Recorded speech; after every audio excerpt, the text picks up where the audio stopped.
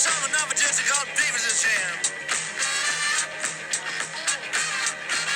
You the cover not too slow, right? For not so home, just get along to cover no time.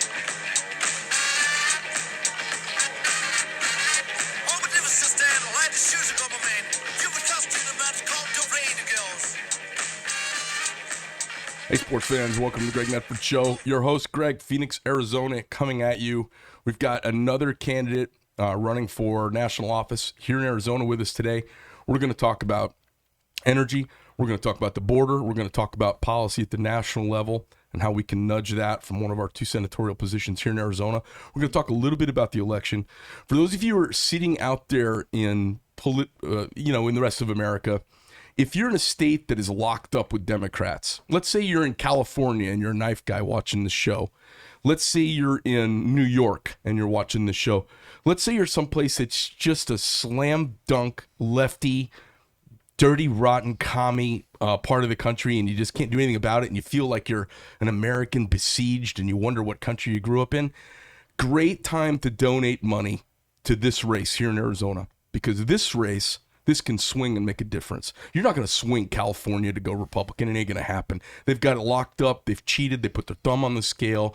They've got a bunch of Marxists running the place over there, and they're driving one of the golden states into the goddamn ground. It's unbelievable. But if you're stuck in California and you want your money to matter, this race here in Arizona is a big damn deal. We got a split Senate right now. We got that lunatic Camel Toe Harris running it up there, doing the split decision vote. We hate her. She's a moron. And the other ones, he doesn't even know where he is. So we got a moron and we got somebody who's in cognitive decline. And if you want your dollar to matter, Arizona, a place where it matters. So for those of you who are watching the show, say, oh, Greg talks local politics. All politics is local, and we're having these same discussions about school choice and energy and border and security and Made in America all over this country. But if you want your dollar to matter, I'll give you an example. Mark Kelly, nobody even knows the guy. He's got $27 million out of state money that's run in here. He's ready to go on a campaign. We haven't heard the guy talk. Nobody knows what he's up to. We just know he's, the wife. He's the spouse of someone who was shot in a firearms incident, and he's an astronaut. And maybe a lovely American, but, I don't want him in charge here in Arizona. We are trying to get people in that are conservatives, and we need to break this 50-50 tie in the Senate, and we got a big chance coming up. So if you want your money to matter, watch today's show. Join us. Our guest is Jim Lamon. Jim, nice to have you. Thanks for stepping on the show with us. The crowd, they're an unruly bunch. All right, will you people calm down, please? They're also really compliant. They all listen right at once. Well done. Kind of like the shop floor out there. Yeah, exactly. How you doing? Fantastic, brother. Great to see your operation out there. Made in America. Love the dog tag on the box shipment. Yeah. Warranted for life. Awesome. You keep it simple, right? People's like, well, hey, boss, what are you going to put in the warranty? I'm like, well, how about 1 sentence? Warranted for life. People are like, well, do we need to put any? I was like, no, how about just warranted for life? So I want to find out a little bit about you. We've had several candidates in to talk to. I know you're running you're running basically in the Republican primary. You're leading right now. I think you're maybe 32 points in the primary. Is that what your current polling is at approximately? Yeah, we was about a month ago. We'd say probably at 36, but you're right, leading polls from 8 to 12, depending on which version of it you want to use. And every day, brother, we go after Mark Kelly. I'm not spending a dollar beating up on Republicans. Yeah. That's my job to be the best candidate. But spend that money, and any contributor's money goes 100%, ads, mailers, against that guy that we have got to get out of the U.S. Senate. I look at the field of folks that are running, and I see kind of where you're at. I see you came in with a kind of self-funded loan to really crank up. You showed up with some money and put your money where your mouth is. He's got $27 million. I looked at the current thing. It said somewhere you got about $8.5 million in your war chest, something like that. Some order of magnitude, probably similar. What do you do to? I mean, it can't be just a pure money thing. I think Mark Kelly's marketing that he's doing, it doesn't resonate well. I think he's saying these Democrat talking points, like the DNC is sending him like a little script for his little commercials, and there's some sort of cognitive dissonance going on. It doesn't rest well with me. So talk to me about your message. I know you you've had a couple of ads that came out of the gate a little bumpy and raised eyebrows. Talk to me a little bit about kind of what your plan is. Yeah, Greg, I'm the pro-American, not just American first, right? That's the reason I'm running this race. Been building companies all my life in the power industry, engineering, construction, big coal, big gas, and most lately solar. And I see an America that has been sold out by the politicians, by corporate America, just as you do out here on the floor. Made in America is where your head's at. And that's the same way with me and my business, because I want to have an America that is, in fact, for our kids and grandkids, that we're going to leave it to them and at least have the opportunity for the American dream. So this campaign is all about that. Mark Kelly ran as a moderate. He was a bald-faced liar. In saying that, he's voted 100% with whatever Schumer, George Soros tell him to do. Yeah. It is not compatible with Arizona. Every time he puts out an ad saying something like, oh, I support the Border Patrol, we immediately in 48 hours are up taking his version of that. And Brandon Judd, for example, who's endorsed our campaign, who is the union president of the 21,000 members of the Border Patrol who loathe him. Their hands are tied. So we immediately will go up on air to show the contrast of the truth and the liar. I've never seen such bold-faced, lying, manipulating, conjuring sons of bitches. It gets me mad. Peppermint Patty get up there. She was asked yesterday or today at the White House. I call her Peppermint Patty. It's the nicest thing I could say. And they were asked about, we've had 700,000 runaways, that folks who were pursued and got away from the Border Patrol. The number that was actually apprehended by the patrol and the ratio of actual terrorist watch lists, I think they said just under 24. And then they talk about, okay, if we apprehended 220,000 and there were 23 or 22, the other 700,000 we know ran away. We just through some interpolation, there's a whole bunch more terrorist watch list people that have slipped into the country, right? Greg, this has gone way beyond any quote humanitarian effort. Right? This is an invasion of the sovereignty of our country.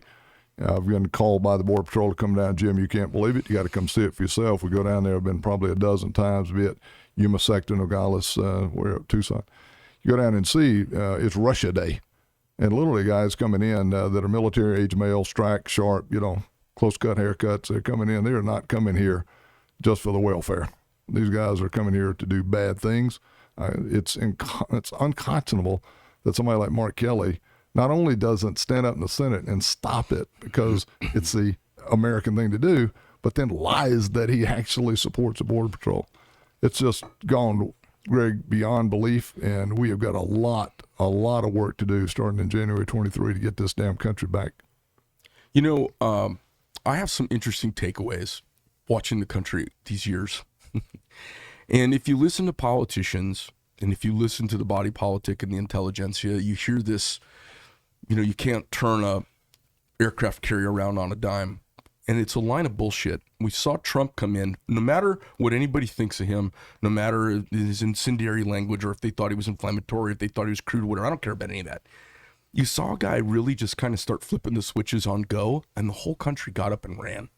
I mean, it should be the lesson of the ages. If you're a politician and you hate his guts, you should go, okay, we hate his guts, but look what we can do if we just do 5 things. The whole country just turns on.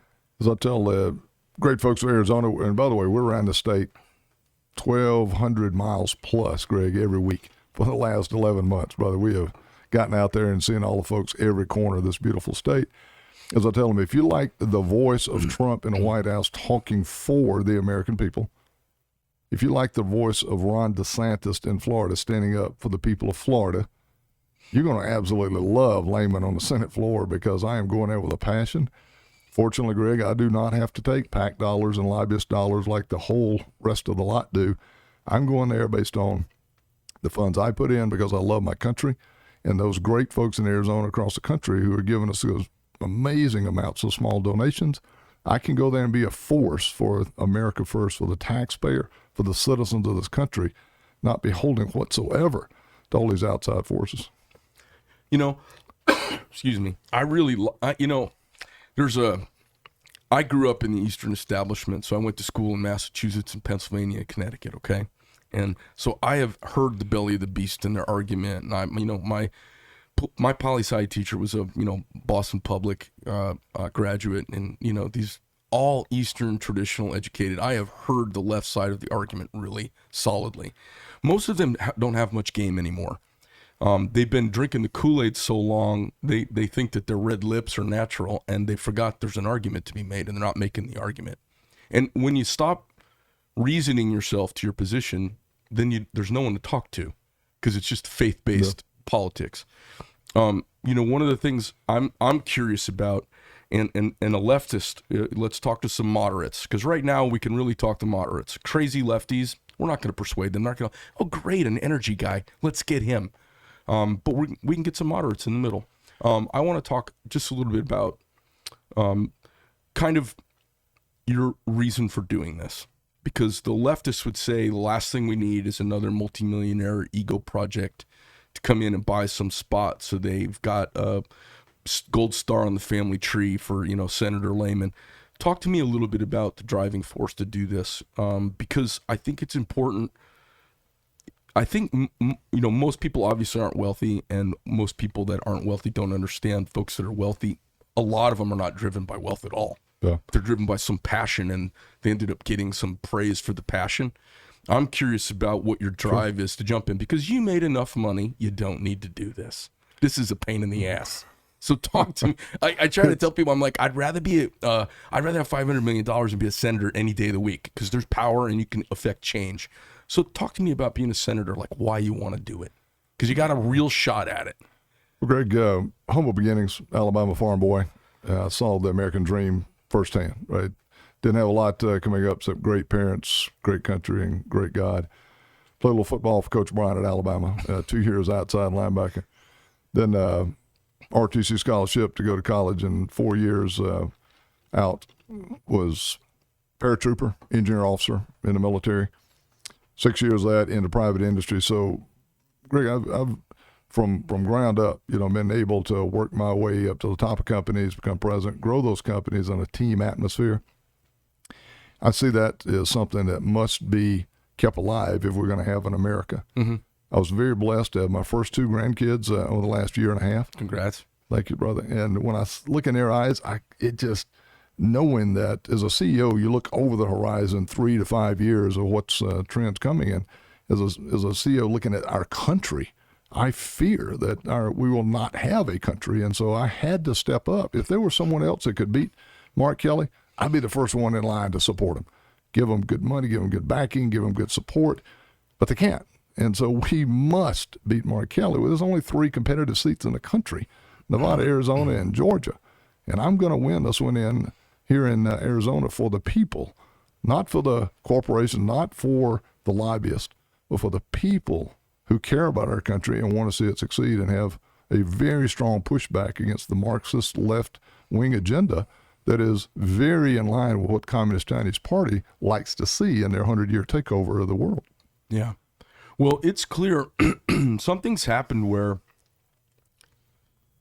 we have people who are comfortable to say out loud. They have the audacity to mock success out loud. I hear it, and I hear it in movies that I watch now, like, because they've got younger directors. There's this anti-success rhetoric that's driving this. It's not even class warfare now. It's this bizarre Marxist. It's failed everywhere it touches. It's managed. There is nothing more of a failure than lead floating in water than Marxism. It's been proven everywhere it goes and touches. It's awful at a humanitarian level, at an environmental level, at a just human productivity level. I mean, we only live so long, and the best cultures are the one that get the most vitality out of its citizens, and it crushes people. And that's what they're touting everywhere. Greg, I was fortunate in building the company we did here in Arizona over the last 9 years. We employed up to almost 2,000 great Americans. And for example, we did things the right way. We gave the first 10% of our net income away each year to those charitable philanthropic organizations around the country where we're building these power plants. We hired veterans first, 22% of our staff. Typical general population, about 5% veterans. We're 22%.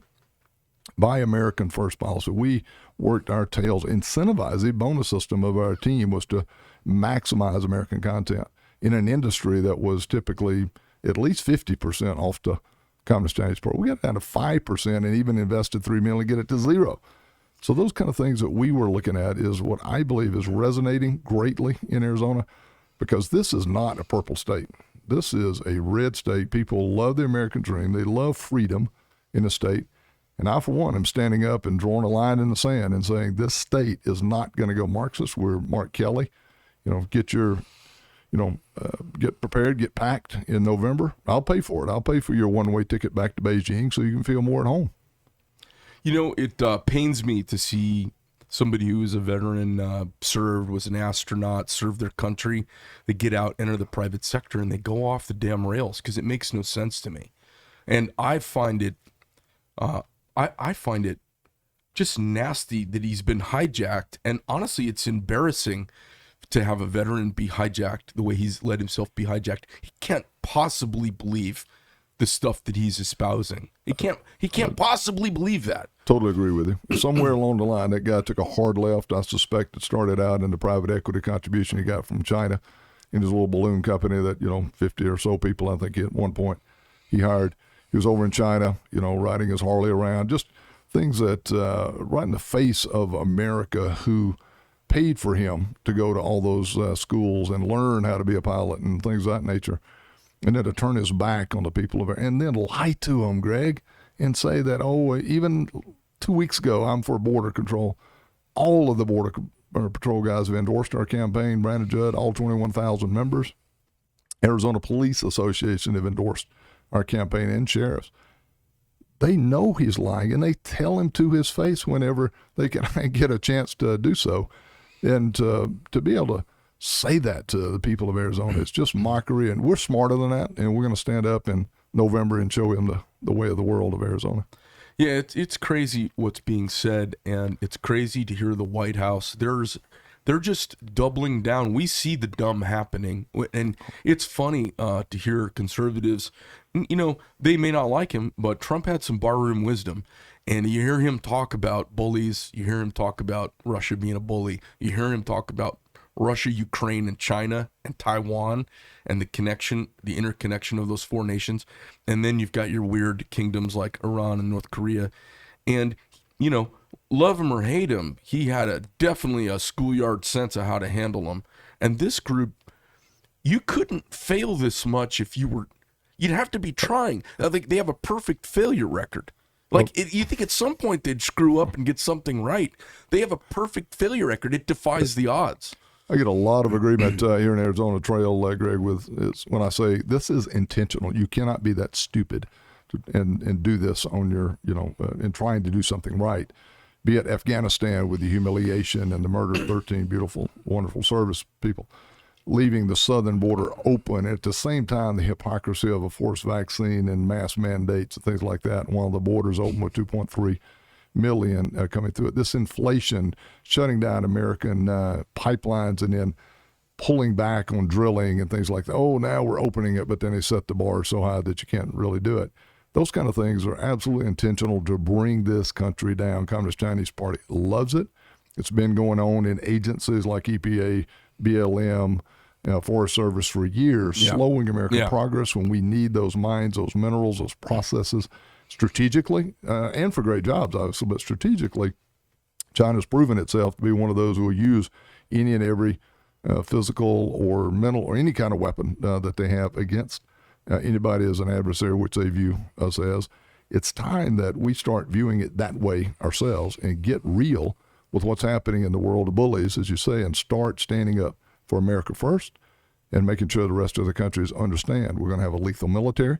We're not going to import your crap anymore, or at least if it comes in, you got to be tariffed to the same standard of what it cost us as American business to do those standards of environmental control, safety, and workplace rules. You can't just import your crap here and not have a penalty. Yeah, I talk about this all the time. You know, you poll Americans and everybody wants, and I'm going to say this, but I don't want it to come off with a pejorative tint. We have a tendency, you know, we want a 40-hour work week, we want time and a half, we want workman's comp, we want clean air, clean water, clean this, clean that, fair rights, we want a National Labor Review Board, we want all of these things to protect workers' rights, we want all of these wonderful things.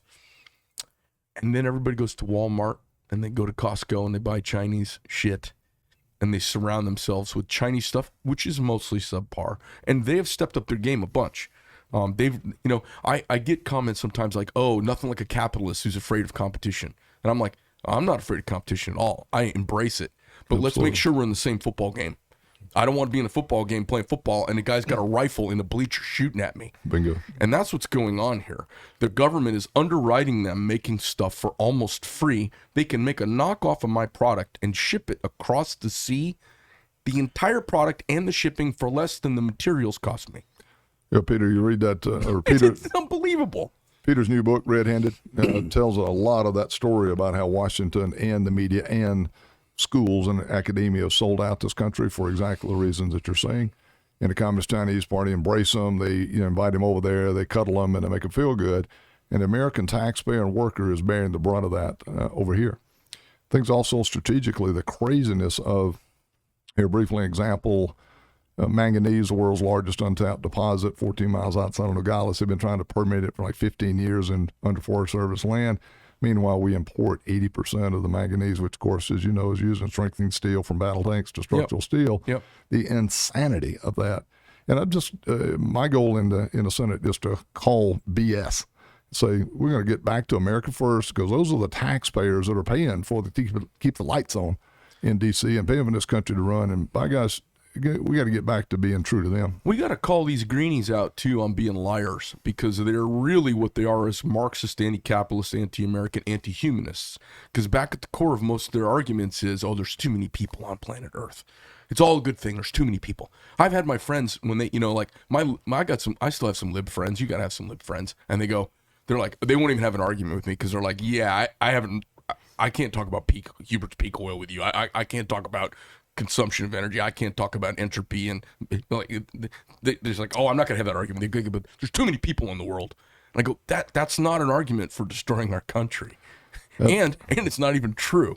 So I wanted to cover some topics with you today, little lay of the land. Let's talk immigration. You've been down to the border. Obviously, I've lived here my whole life, other than military and college and some time schooling away.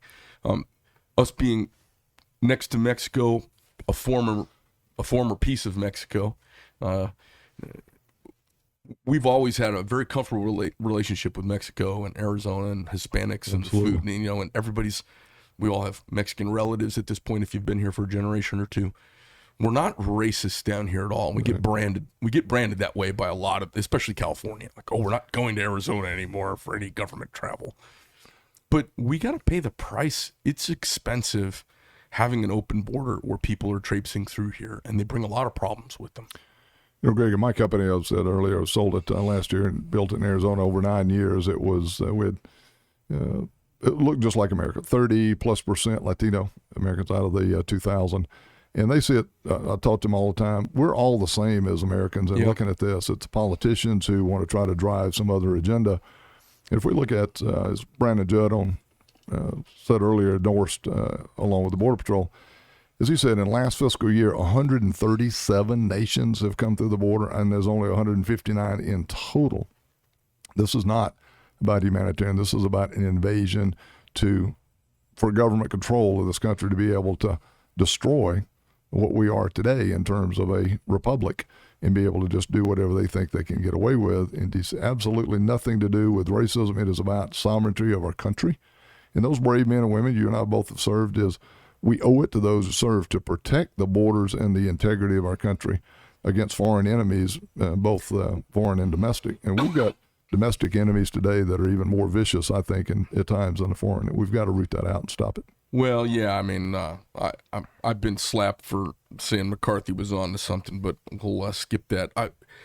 Let me ask you, what do you think what do you think the end game is? Like, what's their game having no border? I mean, if you look at the polling data, Hispanics within a generation start to vote very American and have a tendency to swing very conservative as they get successful. So they're in any way, shape, and form, there are people. I think there's a couple of things at play at Wall Street, plays a part, wanting cheap labor. The globalists play a part, and they want to not have an America as we know it today. They want this to just be one blend of the whole globe. And they, as the elitist, want to be the ones that win, and the rest of us, are their servants. And their game is up, right? I believe America's had enough of it. It's the reason I've stepped into this race, as I said earlier. It's we're not going to have a country if we don't make some very strong changes and call out and stop this leftist agenda. So do you think they're knowingly or unwittingly colluding with the globalists in such a way, and the globalists in a very Machiavellian fashion see it as a way to tear down America? I do. It's deconstruction of our country. Communist China applauds all the way. This is exactly their goal. Make sure that America is not as strong as it has been in previous. Absolutely. Talk to us about crime a little bit. I know it's not necessarily the purview of Senate. The Senate has got lots to talk about on lots of things. Crime has a tendency to be local and pushed by the feds. What can you nudge as a U.S. Senator to deal with this George Soros-funded perversion of justice that's going on around the country? We were fortunate to have the endorsement of the Arizona Police Association, sheriffs and police, as well as the National Association of Police Officers, over 300,000 members. And listening to them and understanding some of the things that, under the guise of defund the police, where they're trying to take away their qualified immunity, these officers are second and third guessing themselves when they got to make a split-second decision. Is there a bad apple in each crop? Of course there is, just like when I was a platoon leader in the military, just like building a company. But it is very, very small, particularly in the ranks of the police officers. And we got to get back to supporting those officers from the national stage in the Senate all the way down to the local level. But some of this stuff of having sanctuary cities, for example, which is just a throw it up in the face of the taxpayers and the police, that kind of stuff's going to stop. And in my view, and in my company, we also did mandatory verify. And we applied that rule, and when we had some bad apples, they were out. Any subcontractor that flaunted the rules. I think the same thing we got to apply it to the sanctuary city side. And if the companies of mandatory verify, or in the cities of sanctuary cities, you got to have some penalties. Listen, if you don't comply, you're going to get a nasty letter. Second time, you're going to pay a very nasty fine. And third time, you as either the hiring manager and CEO, or you as a mayor and city council, you need to do a little jail time. This is America. And you don't get to play by different rules like sanctuary cities. That's just not the way of the future for this country. Are you communicating with any other people in the Senate? How are you going to jump in? What's your plan? You get elected day one. I've been asked to run for office, and honestly, the only thing that interests me at any level is either a governor or an executive position of some kind. I wouldn't want anything to do with to go from being a boss man to being one of 100 who mostly have their head up their ass. It would drive me absolutely bonkers. So how are you going to step from, kind of being a baller businessman who gets it done? And, you can't build a company with multiple thousand people in less than a decade, sell it without, really being able to steer the ship and be in charge. How are you prepared?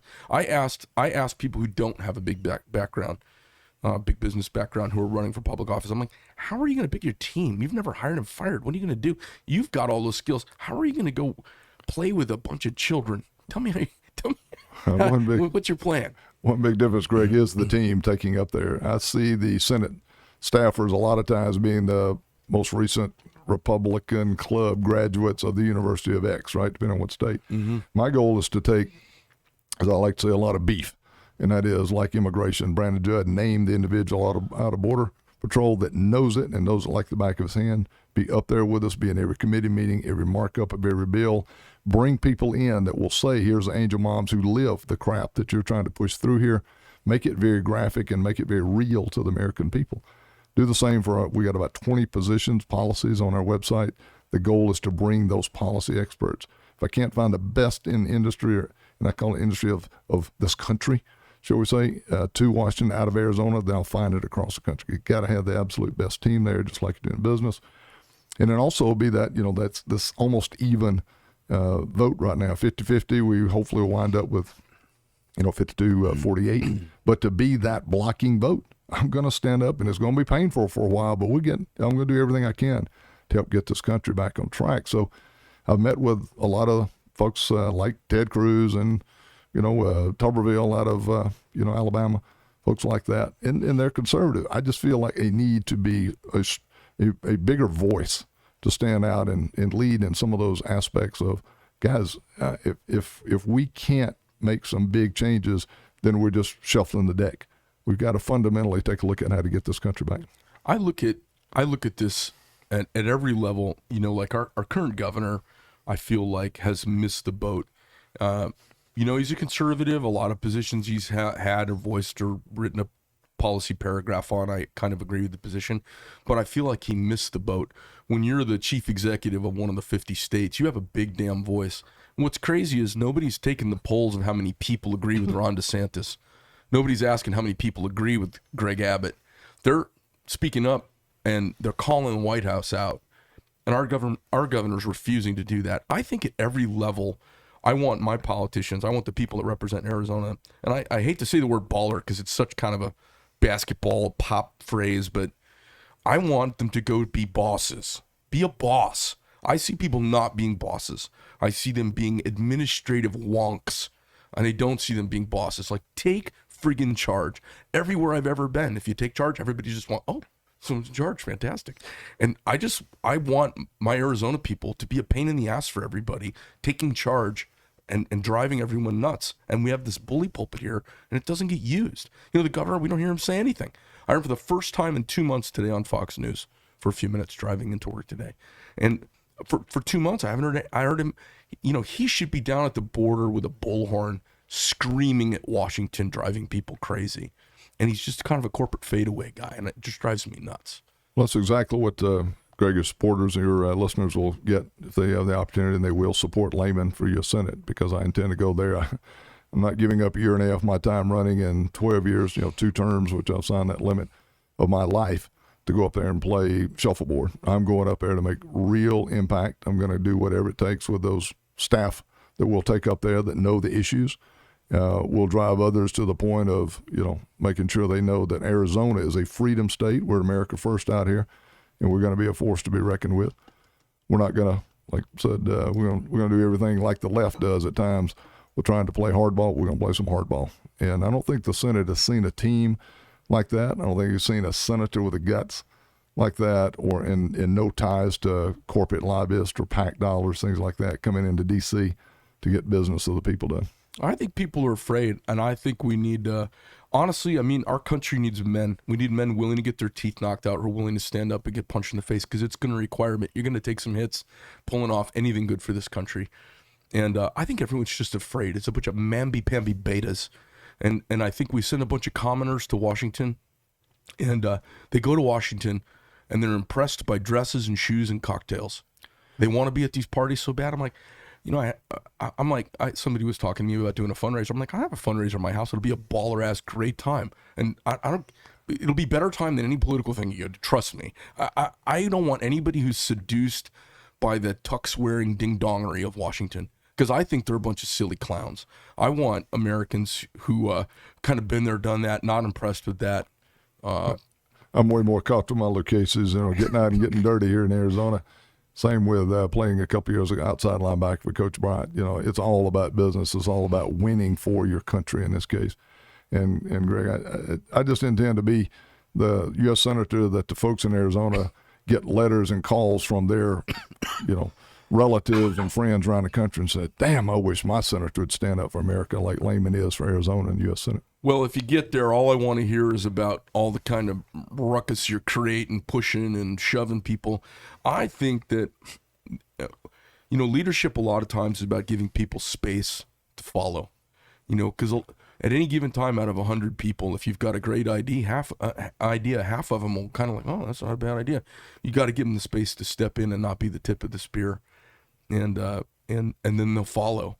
I think there's a bunch of sheeple that need some leadership. We need some lions to go make it happen. that same vacuum that DeSantis stepped into, right? Absolutely. To be that same kind of guy in the U.S. Senate and call it like it is. I think America will rally when they have finally someone up there who will call it like it is and get things done. And like I said, it will not be easy. It will not be fun in a lot of cases. But if we don't, it's this country is in some really bad shape. Talk to me a little bit about, as you head to Washington, do you have any, you say America first, I see China as not an adversary and I don't see them as competition. Anybody who has to cheat to beat me, I don't think they're competition. I think they're cheater scumbags. And we've got too many people that, I say this all the time, we have the hall monitors from high school running the country and they've kicked out all the football players and they got a football player here. I think we need people that understand the grit that is required to win and the honesty. One of the things, why do people revere sports? Why do people watch sports? It's honest.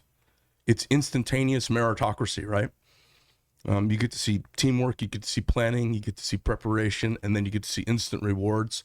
And there's like a number, and at the end, you get someone to cheer for, right? How do you go to Washington? What's your perspective on China? Because I see them as a straight up, dirty, rotten, red, better dead than red enemy. And I see them making submarines and nukes, deploying them at us. How do we stop this insane engagement that's been going on since the Clinton administration? As we say on our website and also as we've sent around the campaign trail all over this beautiful state, Greg, is that when I was in the military, the guys in Soviet Union were deemed the enemy. They weren't adversary. They weren't in our schools. They weren't in our businesses. They weren't in Wall Street. The guys they weren't inside of anything, right? You're training to kill them. Exactly. So we got to recognize the fact that they want this country. They've got a 100-year plan to do it. They're ahead of schedule, and they think they're going to be taking it near term. They've got a lot of people who will not stand up to them because they're bought and paid for. Book I mentioned earlier, with the Red Handed, tells a lot of those real life stories. And the people in Arizona respond to that. They understand that we've gone way too far in trying to appease someone who doesn't want to be appeased. They just want to be the adversary that they've declared them to be. We're the only ones not declaring them what we should be and get down to business, like getting back to America first of mining in this country. We have to do it strategically, as well as for the great jobs. Energy, we must be not just energy independent, we need to be energy dominant. The good Lord did not give China a lot of energy. They don't have much natural gas or much good coal. We've got it in spades. And we need to do that, mix it in with some low-cost solar. We have just got what we need in this country to be bountifully blessed. And there's no reason why diesel, for example, shouldn't be more than $2 a gallon in this beautiful country. And then manufacturing, get that manufacturing back here in America because, again, strategically, but also the jobs. Going to be a little painful. We've gotten used to that crap, so we're going to have to get off of it. It's like a little fix that we've had that we're going to have to start getting back to eating real, potatoes and understand what it takes to make sure that everything we need strategically. It doesn't have to be flip-flops, but my God, it has to be electrical transformers and things we need for our military and for our industry to survive. I've been on this pitch for quite a while now. I go around, I see tag sales and garage sales, and I see them in my neighborhood and I see them in other neighborhoods. I'll end up at people's houses and, for one reason or the other, have to walk through their garage for whatever reason. We're going to barbecue, so we're going to pull some gas tank out and bring it to the barbecue. I see people have filled their lives up with crap. It's just junk. And so I have a real big mission to never buy anything that would ever end up in a garage sale. Like, I know it keeps you from buying a lot of stuff. Yeah. And I talk to people, I'm like, look, we don't need all of this amygdala stroking, instant gratification, ding-dongery, injection molded plastic crap out of China. Wait and have fewer things that are spectacular, that are wonderful American-made products, than surrounding yourself with subpar import junk that's knockoffs of American ideas. Just as you've done in your company here, Made in America, and the company I built, I said earlier, that was a incentivized goal of the team to maximize American content. As a result of that, Greg, our plant uptime of an energy plant was almost 2% greater than my competitors. And over years, customers started realizing that, my gosh, the output of these plants are making us extra millions a year. Layman's team over here is always good competitive pricing, but at the same time, these plants work way better because they were American engineered, American manufactured in every case we could possibly do it, and American operated and maintained. And all of a sudden we're negotiating $100 million deals as opposed to bidding them out. So good things were happening. We'd started that process. You're going to see some of those ads that we'll do as testimonials versus Mark Kelly selling out America, being aligned with the Communist Chinese Party, and Lamon and his company, where we came in and supported a transformer company or any kind of company that we could possibly find to do in business with, standing up and saying, hey, we were down to about 50 staff, and now we're back to 250 because Lamon's company worked with us every way they could to make sure that we got the order. We could have made more money buying that cheap crap, but in the end, it was much, much better to do it the right way. Talk to me. I think it would be fascinating. I would love to have somebody, get in power that's got experience in any of the areas that are really important. I talk to people all the time, and I'm like, the average distance your food travels is somewhere around 550 miles. Everything eaten by everyone in this whole country. My family is an old trucking business, and we have a trucking company back east. And people talk to me, I talk to leftists all the time, and they have all sorts of theories about everything. I'm like, look, this whole country, everything runs on oil. It pivots on it. The tires, your Tesla is painted with it. Your Tesla's fabric is made with it. The foam and cushions in the seats are made with it. The color in the paint is made with it. The sound deadening material on every square inch of it is made with it. And then the energy in the battery, the nickel chromium battery that's scraped out of the earth in China because we won't let Americans pull it out of the ground, it's imported. That polluting is still happening to the world. We're just not in our backyard. And then the power is here. They drive a nuclear car. It's from Palo Verde. So what do you see the future like for energy? I see, the way I look at it, if we were to take care of the regulatory component, the downward pressure on our ability to adapt and innovate in the country, there's more energy than we could possibly ever use everywhere. It is amazing how in just a few short years we became energy independent. And today, at the peak, 82 million barrels a day. We're down in the mid-70s, and Biden working hard to push it down, get off the throats of American production, and we'll have it up into the 90s, really, really soon. And in terms of you say everything's kind of made from it, get back to allowing that to happen. Get back to American mining, and I will take it to the environmentalist every day in D.C. from the fact of, if you're concerned about the planet, it's all one atmosphere, then it's 2 to 3 times dirtier in China or India, where it might be processed and manufactured. Guys, right. Bring it back here. We get the jobs to go with it.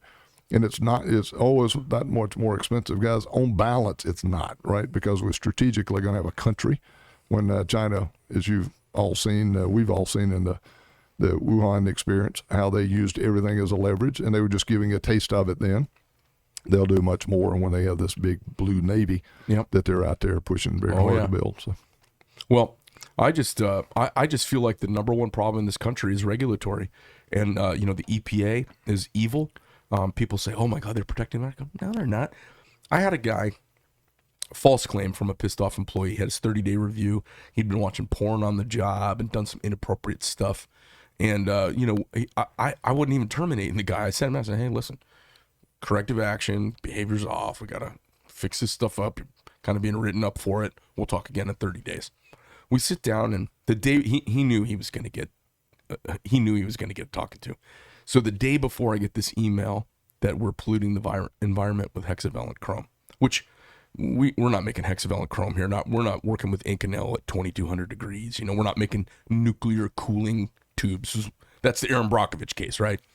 So the guy accuses us, and I'm like, okay, well, look, I'm going to call Test America. We'll have them out. They'll test the industrial waste from our company. They'll test the grounds around here.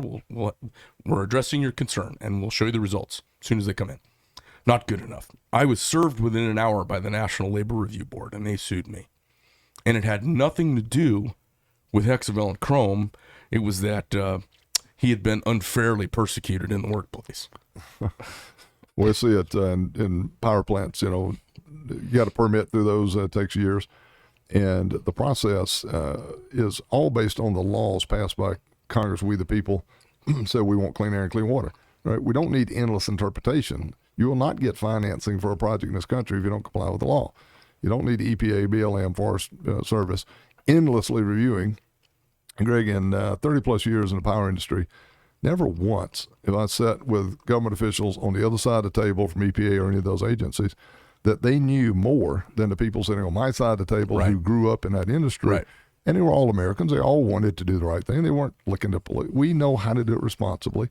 This whole rogue initiative by the left to slow down the progress of America is just like we went back and tied it into the open borders. This is a matter of trying to slow down innovation, the livelihoods of the great American middle class. Trying to crush capitalism. And particularly the middle class, because those are the upper elite who kind of got theirs.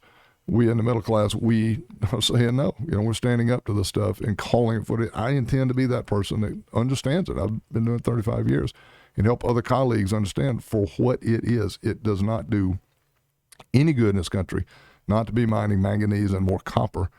You want to go to more electric vehicles? Okay, fine. If that's what the consumer we need some wants. nickel. Let's get some nickel places going. Yeah. Exactly. Yeah. All of those minerals, we've got to find them here. We've got to mine them here. We've got to process them here. The cleanest smelter on the planet down in Miami, Arizona.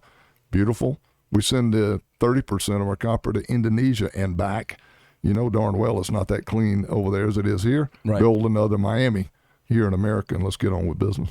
Yeah, you just can't get permitting for anything. If you take a look at the shenanigans of the Keystone Pipeline over the last 20 years, it's unconscionable what's happened.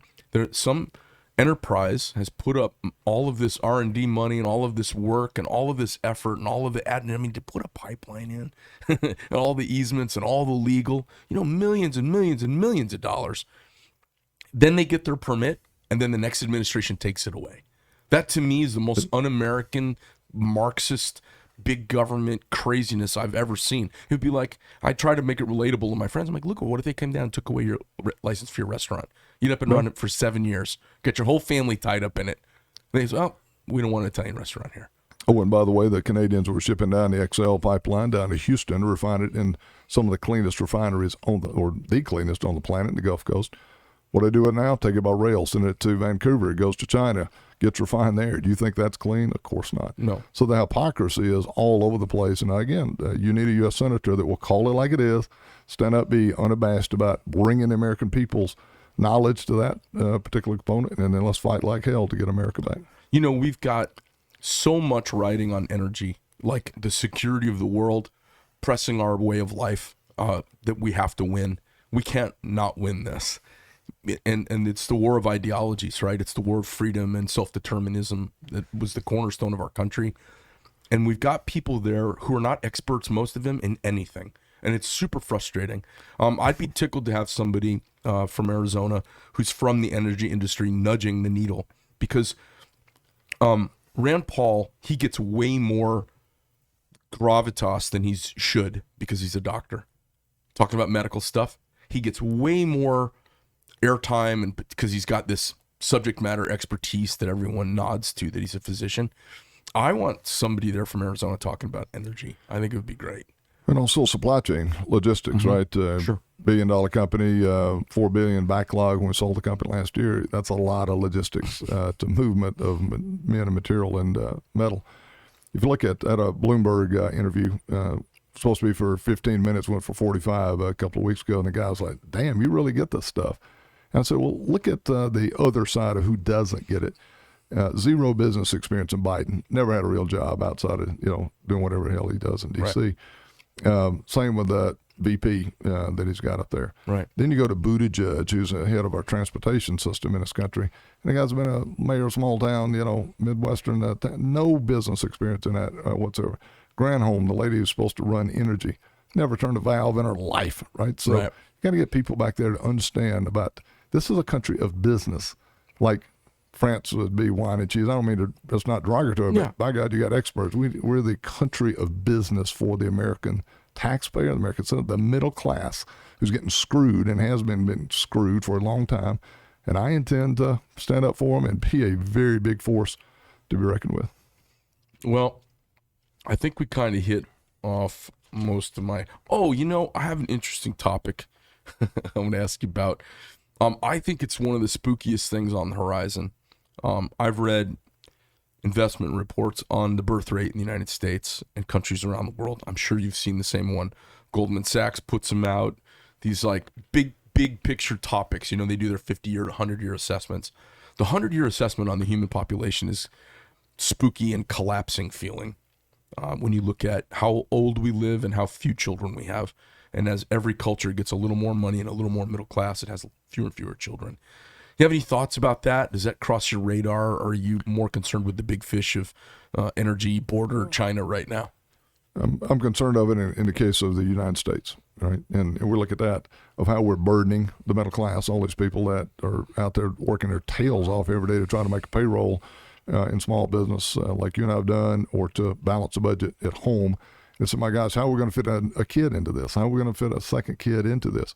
When they look at the school system that's failed them, from all the, Department of Indoctrination and the teachers unions, that kind of crap. So they feel like the system's rigged against them. Yeah. And I believe if we get that off of them, and by the way, stop this endless spending that we're doing in D.C., $4 trillion's enough, by God.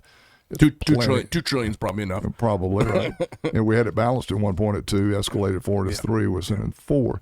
Get that, so that this endless debt and borrowing, which is now coming to roost, all this interest rate that's going up like, crazy right now because of that. And that's over all administrations, right? They've been not doing well by the American people.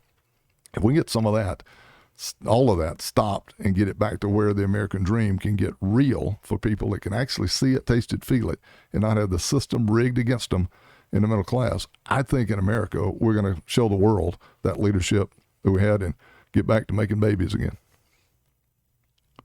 Cool. I talk to people about having kids because it's been the profound experience of my life, and I think it is for most people who are self-aware. Same, yep. And we're frustrated because of the monopoly that public schools kind of have in this country, and they get so much of our money automatically, no choice. I think the mobility of our money connected with our kids and school choice that we're really a leader of here in Arizona, I think is something that I would love to see when you go to Washington. The country's gone if we start teaching kids after they graduate from university that Marxism is bad. They're getting 12 years of primary education of gentle and now radical indoctrination. And then they get 4 years where they spend all this money and they get away from you.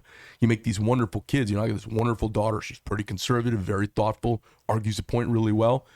She gets around liberals and they start getting to her. And she's, hey, Dad, I need to talk about this. We start talking, hey, no, that's wrong-headed.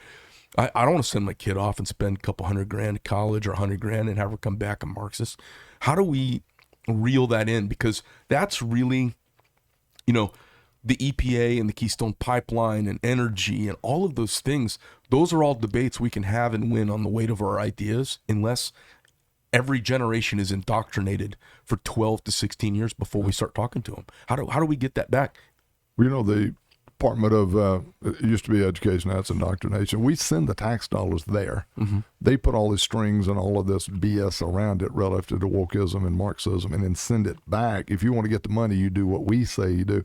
Just stop. It's like in business. When you have a department that's not working well, you try to fix it, which has been done, and that doesn't work. Get rid of the leadership. Get rid of it altogether. Merge it into somewhere else. In the case of Arizona, get it back in all states, get it back to the states where it was originally. I grew up product of the public education system. There's absolutely no need for that department. Get rid of it, close it, let the states get back to 50 beautiful experiments. And by the way, Greg, same in the Latino community. I'm down in Nogales and Yuma and Tucson a lot. And I see it. I hear it. We're on radio stations down there in Spanish, in English, because they're saying they want an alternative.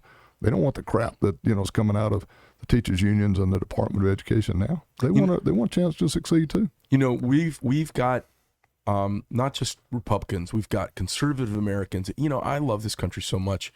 It's a unique nationality. It's the only nationality you can be of spirit and claim, and it's the real thing. You can become an American. I don't think you can become a Greek. You can't become a Frenchman.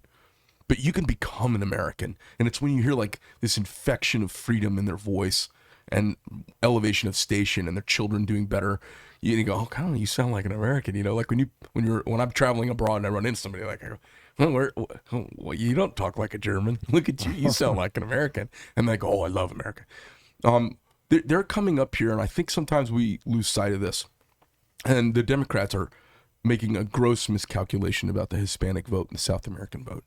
when they come here, they're wanting a better life, and our public school ain't it. and our public programs, they're not it. All they are is another public kind of shitty program. I mean, look at public funded housing in LA, Chicago, New York, New Jersey, St. Louis. It's shitty. They left shitty. They're looking for a better life. Venezuela, Cuba, right? Yeah, right. Kind of synonymous. Right. But absolutely, it's all about getting back to, every kid should have that opportunity to live the American dream, and their parents should have the opportunity to have more kids because they can afford to do that in this country, and expect that those few people who should be in government should be able to provide them those quality items that they pay for them to be there. This whole thing about the federal government, ever increasingly larger and larger each year, is where we've gotten off track a lot. Let's get it back to the bare essentials, and I've named the three on the website of the campaign is, number one, the security of the country, militarily, border, law enforcement, ICE. Number two, if you physically, mentally can't work, and truly can, I'm not talking about a doctor's excuse and abuse system, but you truly can as a Christian nation, we take care of you. Number three, Social Security, Medicare. You put money into it, you expect it to be there. That's, you by God, it needs to be there. All the other stuff that the American taxpayers are funding and borrowing billions and trillions for, all of that's got to be gone through and said, no more. No more. That's just, we can't afford it. And if it's absolutely critical to America and American way of life, America first, sure. But all this other crap that just is there for bureaucrats, endless jobs, the unions that are taking over in the government, to be able to say, no, you got to work just like the taxpayer did to secure that precious, tax dollar. Treat every dollar like it took, to make it. Then we're going to get back to some fundamental things that are for the American people, not against the American people. If you had your druthers, would you support defunding the Department of Education? I'm going to close it. I'll do my damnedest to close it. Right? Okay. It's on top of the list after securing the border. America First policies of, mining and manufacturing and energy. Right. Third is, in a big grouping of stuff we have on the website, is, getting the federal government out of our face, get out of our lives. Let us live a free American. And the Department of Education is right at the top of that list. Yeah, for sure. What did your mom and dad do? My dad worked 3 jobs and got his degree at night in civil engineering the highway department. My mom worked part-time at the power company as an accountant.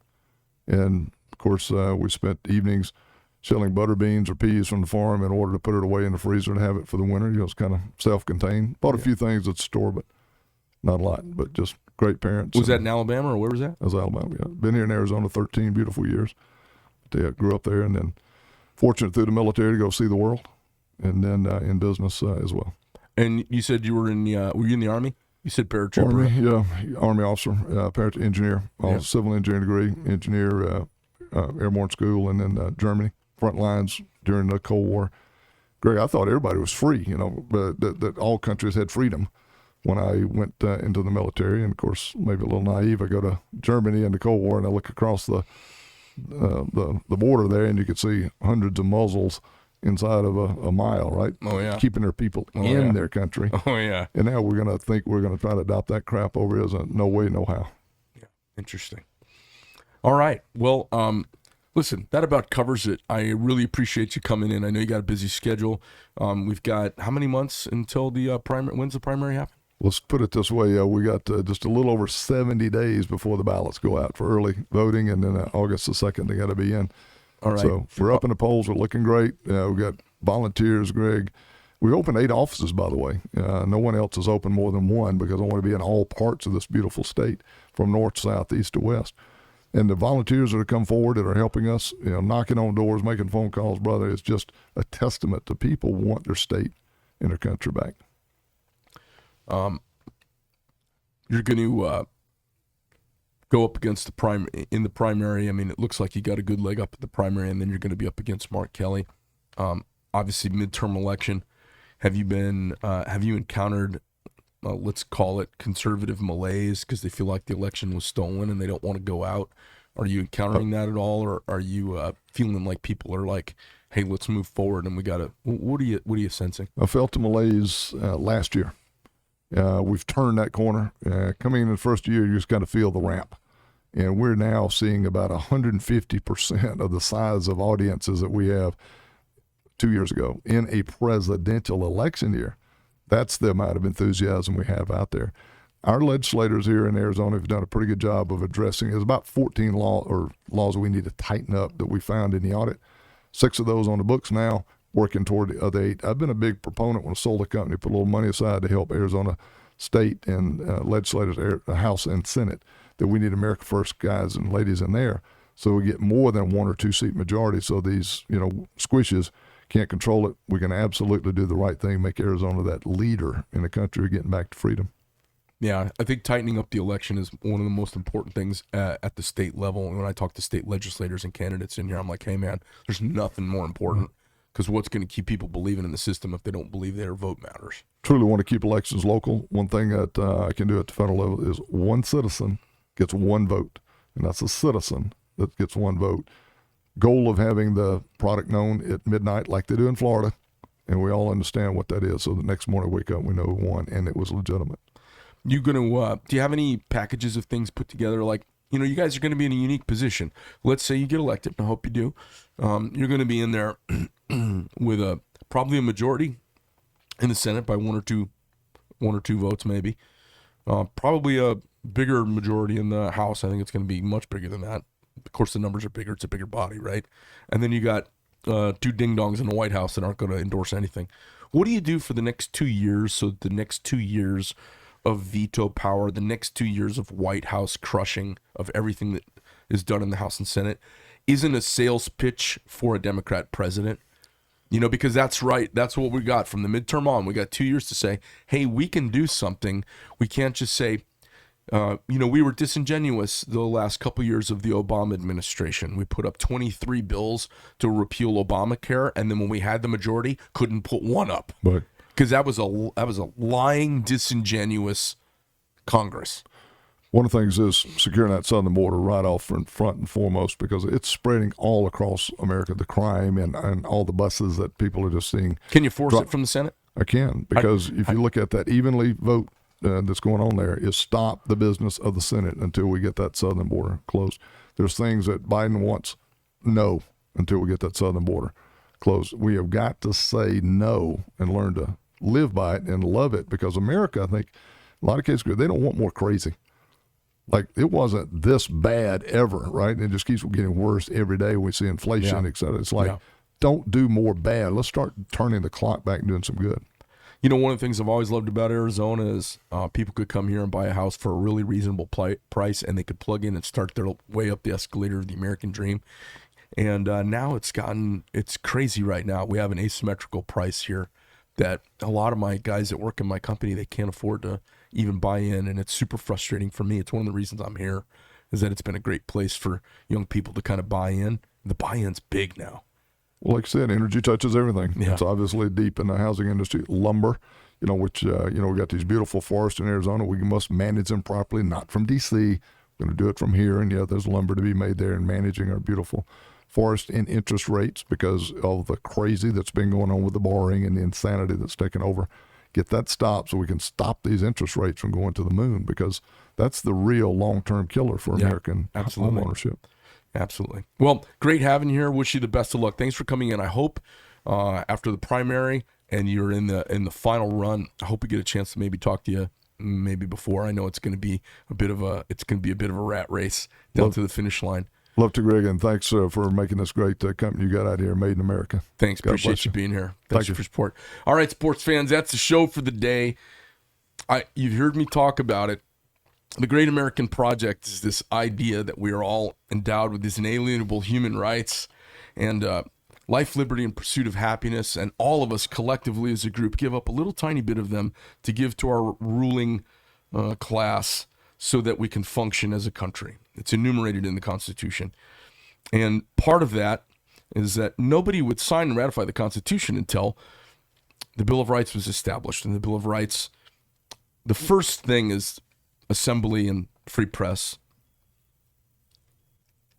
And the founding generation knew it was the cornerstone of getting better, and it was the cornerstone of leadership, and that's transparency and speaking truth to power. And our press has abdicated the job. And as the press has abdicated the job, we have an asymmetry of the argument. We're not even having the argument anymore. Our country is being propagandized into a worldview that we have seen not function everywhere it's tried.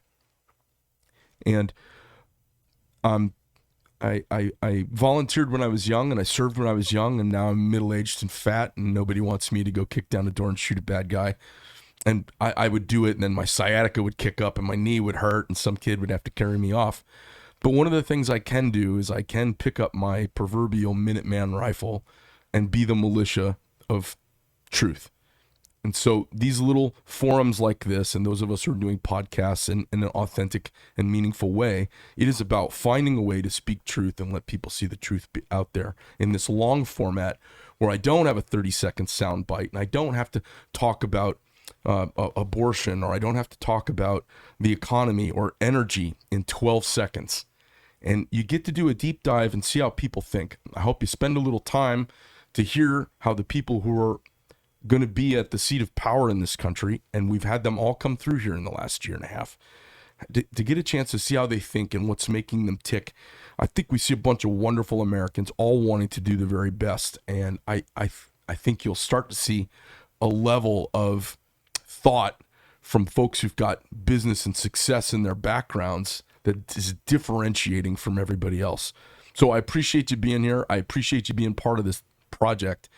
And it's the only thing I can do so that I can sleep at night is to, you watch any news, they're not telling the truth. You watch any news, they're not telling you enough. You watch any news, there's an agenda. And I kind of have no agenda. We just get a chance to peel back the layers of packaging and the layers of glitz and sit down and have an authentic conversation and get a feel for the human beings that are running for our halls of leadership. So thanks for joining us. We'll continue to do this mission as long as you guys are here. Greg Medford from The Greg Medford Show. We're out.